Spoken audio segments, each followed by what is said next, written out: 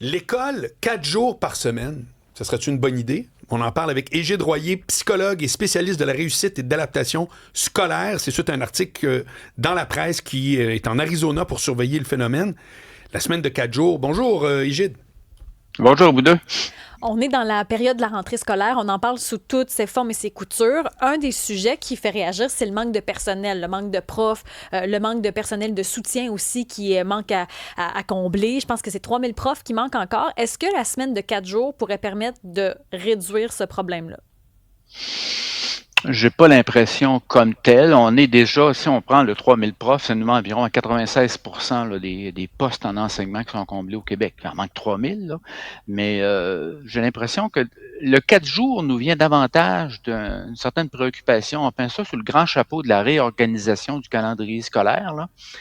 Et le passant, ça prend deux formes. Soit qu'on y est sur 4 jours, ce qui est relativement rare. C'est moins de 2% des écoles aux États-Unis qui sont sur 4 jours. Ah, quand même. Et l'autre élément qu'on va passer, c'est l'idée de raccourcir les vacances d'été de manière à rajouter des semaines de relâche durant l'année. OK. Ça, c'est les deux types de modifications qu'on voit apparaître le plus souvent.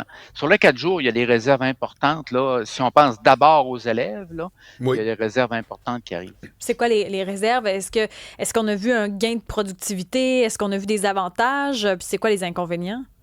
Quand j'ai fait le tour, moi, c'est un dossier que je tiens à jour de toute manière, cette histoire de 4 jours-là, puis l'idée d'enlever des semaines de vacances et les rajouter durant l'année.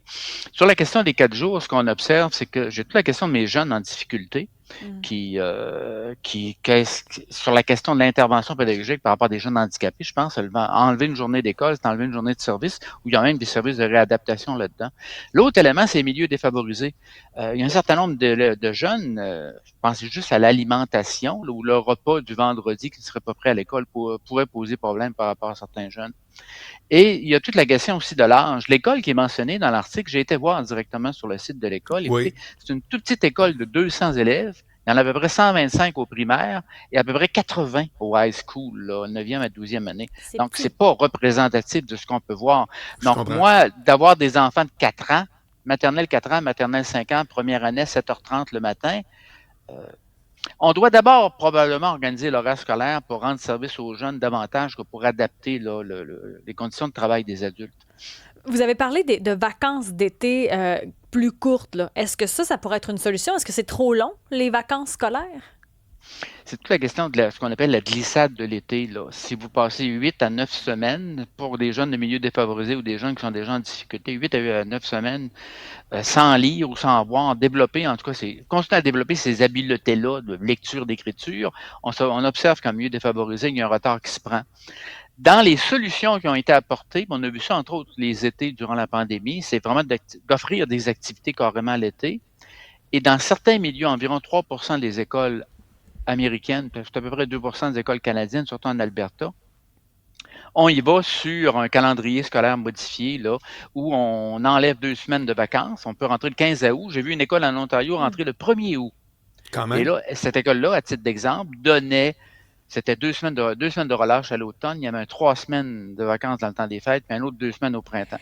Quand on regarde ce que donnent les études, Ouais. il n'y a pas de contre-indication pour répondre à votre question. Ça ne fait pas OK. mal à personne, là. Mais il n'y a pas de valeur ajoutée beaucoup au niveau de la réussite. Ben Ah. parce qu'ici, il y a un problème, là. Tu sais, il y a plein d'articles qui sont sortis l'année passée sur le taux d'absentéisme, là. Les jeunes, entre autres au secondaire, mais aussi au primaire, 100 jours par année. Il y en a qui sont pas là 100 jours par année. C'est énorme. Donc, si on veut essayer d'enrayer aussi cet aspect-là, il y a sûrement une façon de revoir le calendrier. Oui, il y a peut-être une façon de revoir le calendrier. C'est de voir dans quoi la mesure du calendrier, soit l'été, soit le 4 jours, va améliorer les taux de persévérance scolaire ou les taux de fréquentation scolaire. Ce qu'on a vu normalement de plus efficace, c'est que, prenez l'exemple du secondaire, entre autres, c'est que dans une école secondaire, il y a moi qui est un responsable comme tel, pas simplement de téléphoner dans les familles pour dire que le jeune n'est pas à l'école. Il y a moi qui est responsable carrément de la fréquentation scolaire, puis qui intervient et sur mesure, c'est quand il faut intervenir sur mesure auprès des jeunes qui ne sont pas là. Dans ce sens, je vais rechercher mon jeune ou j'essaie de comprendre pourquoi il n'est pas là. Et il peut y avoir différentes raisons, là. Donc, ça, l'absentéisme scolaire, là, passant, c'est une intervention qui se fait nicher dans l'école avec une personne qui se sent responsable le matin quand tu arrives à l'école. Est-ce que tout mon monde est là? OK. Sinon, j'interviens. Mais donc, est-ce qu'il y a quelque chose qui est fait aussi pour les parents? Est-ce que c'est les parents qu'on va cibler dans ce cas-là de se dire, les jeunes manquent beaucoup l'école puis il y a un problème là? Par rapport à l'absentéisme scolaire, Ouais. oui. Ça, il y a des programmes assez bien développés qui ont été évalués. Moi, psychologue scolaire ou moi responsable là, de favoriser la participation de tous les jeunes à l'école, la plupart du temps, si j'ai un cas d'absentéisme, entre autres chez des jeunes de 12, 13, 14 ans, je vais aller aux nouvelles auprès du jeune lui-même, mais par la suite, je vais aller aux nouvelles auprès des parents ou du tuteur du jeune.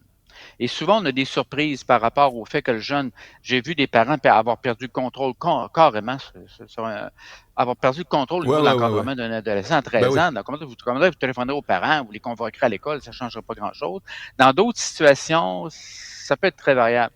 Mais sur le principe que normalement, moi, direction d'école, on me demande vous avez combien d'élèves dans votre école secondaire? Je dis 1500. Il y en a combien qui ne sont pas là? Je ne devrais pas avoir de taux d'absentéisme. Il ne devrait pas m'en manquer 100, 150 ou 200 là, Ouais. la journée même, au moment où je pose Ouais, la ouais, ouais, ouais. question. Ça va de soi.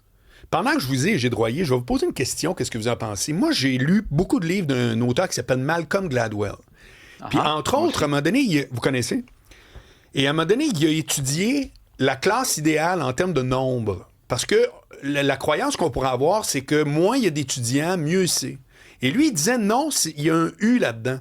C'est-à-dire qu'évidemment, tu peux avoir trop d'étudiants. Le prof, finalement, il ne sait pas s'y retrouver. Mais tu peux aussi en avoir pas assez. Parce qu'entre autres, ça crée, exemple, pour les étudiants qui sont un peu plus gênés, une proximité qui fait que sont 10 dans la classe. Puis que... Et il disait que le chiffre, si je me souviens bien, c'était quelque chose entre... Si je me souviens bien, c'était entre 16 et 21, une affaire comme ça. C'est-tu un truc que Dépendamment de vous avez... l'âge. Ouais? Oui, dépendamment de l'âge. Il y a on appelle ça des méta-analyses. On prend toutes les études qui ont été faites sur un sujet, puis on les intègre, puis on essaie de voir c'est quoi exactement l'effet. Là. Les erreurs de mesure se contrebalancent. Ce qu'on s'aperçoit, c'est que la première variable, c'est la qualité de l'enseignement et la qualité de l'enseignant. Si je prends l'exemple du primaire, là. Ça, c'est Oui. la première variable. Mm. Je veux un enseignant qui a énormément de problèmes, beaucoup de difficultés, connaît mal son programme, a de la difficulté à intervenir avec les jeunes, que j'y en donne 12, 15, 25. Bon. Ceci étant dit, il y a en anglais, on dirait de sweet spot, là. C'est Oui. un peu ce que de la Douelle soulignait, là. Oui. C'est évident que j'enseigne en première année, j'enseigne la lecture et l'écriture, une vingtaine d'élèves, ça va. Que je ramène ça à 15 élèves, dépendamment du nombre d'élèves en difficulté, je ne suis pas sûr que ça fasse une grosse différence. Mais que je monte ma classe à 25 ou à 30 en première année, ça fait une différence. Je vous suis. Et là, ils font interpréter ça au Québec avec notre histoire de 3 vitesses, là. Ouais, ouais. Moi, j'enseigne dans telle école à Montréal. Je suis en première secondaire, j'enseigne le français. Dans mon groupe de français, j'en ai 40 qui sont en retard d'apprentissage. Mm. Donc là, que je donne un groupe de 30 en ski-études ou un groupe de 30 où j'en ai 40 qui sont en retard d'apprentissage, c'est pas la même partie. Mais il y a des chiffres qui conviennent mieux là, si on fait une moyenne globale. Je comprends. Commentaire de Magali en terminant. Dans mon enfance en Belgique, on avait congé les mercredis après-midi. C'était le fun. Ça coupait la semaine. Par contre, on avait des journées plus longues. Ça pouvait être un casse-tête pour certains parents. Les grands-parents étaient souvent sollicités. Ah. C'est un pensez-y bien. Ben oui. Hey, merci beaucoup, Égide Royer, psychologue et spécialiste de la plaisir. réussite et de l'adaptation scolaire. Salut bien. Portez-vous bien.